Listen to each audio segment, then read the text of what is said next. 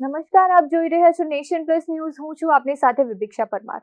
નર્મદા જિલ્લા ભાજપ મહિલા સંગઠનના ઉપપ્રમુખ લીલા વસાવાએ પક્ષની કાર્યપદ્ધતિ અને સ્થાનિક નેતાગીરી સામે ભારે નારાજગી વ્યક્ત કરીને પોતાના હોદ્દા તેમજ સક્રિય સભ્ય પદેથી રાજીનામું ધરી દીધું છે. આ સાથે લીલા વસાવાએ આદિવાસી સમાજના અનેક પ્રશ્નો રજૂ કરવા છતાં સંગઠન દ્વારા કોઈ ગંભીરતા દાખવવામાં આવતી નથી એવા આક્ષેપો લગાવ્યા છે. જે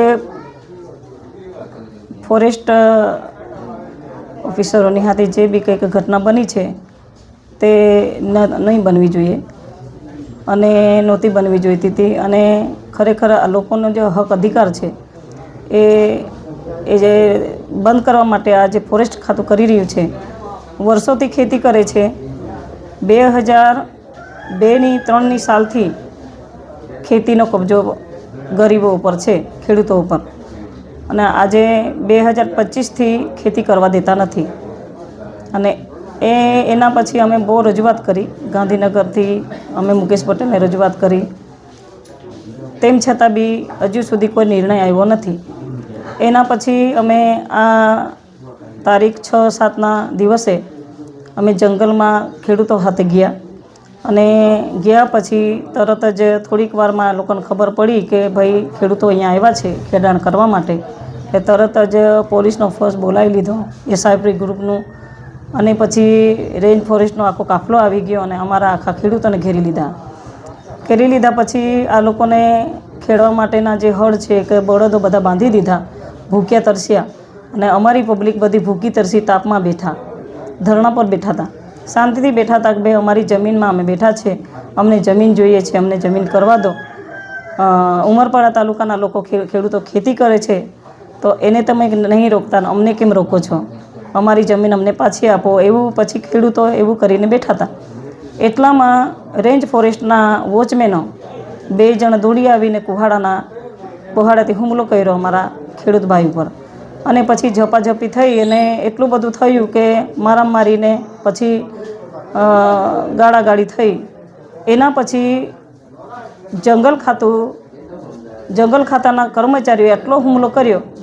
તેમ છતાં જે જંગલ ખાતાના ફોરેસ્ટરો જે વોચમેનો ઉપર કોઈ એક્શન ના લીધું.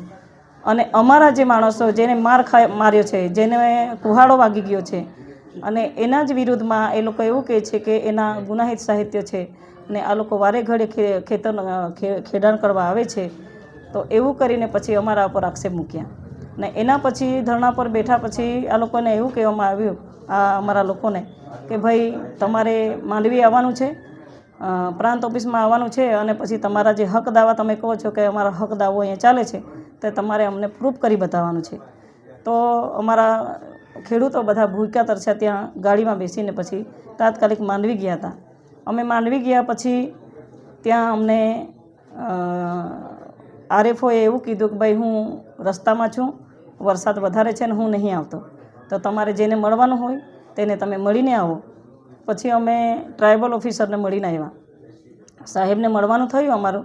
સાહેબે અમને એવું કીધું કે ભાઈ તમારા હક દાવા અહીંયા પેન્ડિંગ છે અને અમે તમને હુકમ લખીને આપ્યા છે કે ભાઈ તમારા અહીંયા હક દાવા પેન્ડિંગ છે, જ્યાં સુધી હુકમ નહીં આવશે ત્યાં સુધી પણ તમે ખેતી ખેડી શકો છો. અને જો તમને રોકશે તો તમારે આ રેન્જ ફોરેસ્ટ ખાતાને તમારે આ હુકમ બતાવવાના છે, તો તમને કોઈ રોકશે નહીં. તો એના માટે પછી અમે બધું જાણીને આવ્યા. પછી સાહેબે અમને એવું કીધું, પ્રોજેક્ટ ઓફિસર સાહેબે એવું કીધું કે ભાઈ તમે ગાંધીનગર જાઓ અને મોઢવાડિયા સાહેબને મળો, જે વનમંત્રી છે, એની પાસે જાઓ અને પછી તમે ત્યાંથી ફેક્સ તો એ કરાવી દો, એટલે પછી તમને એમ કે હક અધિકાર અપાવી દેશે એવું કીધું. એટલે મેં તરત જ પછી અમારી જે પાર્ટીના જે મેન અમારા પ્રેસિડેન્ટ છે એને મેં ફોન કર્યો. બીજેપી ભાજપ પાર્ટીના જે અમારા જિલ્લાના પાર્ટીના પ્રેસિડેન્ટ છે એને મેં ફોન કર્યો. સતત ફોન કર્યા, જ્યાં અમે 7-8 વાગ્યા સુધી અમે ઓફિસમાં જ હતા. તેમ છતાં સાહેબે ફોન નહીં ઉપાડ્યો. એટલે પછી નારાજ થઈને પછી મેં સંસદને ફોન કર્યો, મનસુખભાઈ સાહેબને. મનસુખભાઈએ મને રિસ્પોન્સ આપ્યો, કીધું કે ભાઈ તમારા પ્રેસિડેન્ટને તમે ફોન કરો, તમે એને રિક્વેસ્ટ કરો કે એપોઇન્ટમેન્ટ લઈ લે, અમે તમારી સાથે છે, આપણે બધા ગાંધીનગર જઈશું અને રજૂઆત કરીશું અને અમે તમારી સાથે છે એવું. પણ જો પ્રેસિડેન્ટે ફોન ઉઠાવ્યો નહીં અને અમારા માટે જરાક બી અમને રિસ્પોન્સ નથી આપ્યો તો પછી અમને કોણ સાંભળશે? અમારી પબ્લિકને કોણ સાંભળશે? અને મારો હોદ્દો શું કામનો? જો હું પાર્ટીના આધીન રહીને હું પાર્ટીનું આટલું બધું કામ કરું છું અને તેમ છતાં પાર્ટી ના સાંભળે, પાર્ટીના આગેવાનો મને ના સાંભળે તો પછી મારા પબ્લિકનું શું થશે? એના માટે મેં મારા પબ્લિકનો વિચાર કરીને પછી મેં રાજીનામું ધરી દીધું છે.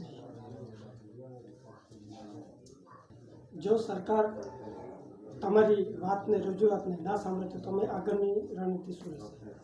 હું ગાંધી ચિંધ્યા માર્ગે જઈશ, મારી પબ્લિકને સાથે રાખીને જ્યાં સુધી અમારી જમીન અમને મળશે નહીં ત્યાં સુધી અમે લડત ચાલુ રાખીશું. Deepak Jagtap, Nation Plus News, Narmada.